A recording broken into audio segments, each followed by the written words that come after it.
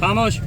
कौम किस दर्द से गुजर रही है और कौम किस तकलीफ से गुजर रही है, और हमारे साहिब इक़्तिदार लोगों ने इस कौम के साथ क्या किया है और इसको किस हाल में रखा है कि आज जिसको तरक्की याफ्ता ममालिक कहते हैं लोग और सारों में, उनमें ये मसाइल नहीं है। अगर आते भी हैं, कुदरती आफात कहीं भी आ जाती हैं, उसका कोई ना कोई मुतबादिल मौजूद होता है लोगों को आसानी के लिए, लोगों की रिहाइश के लिए।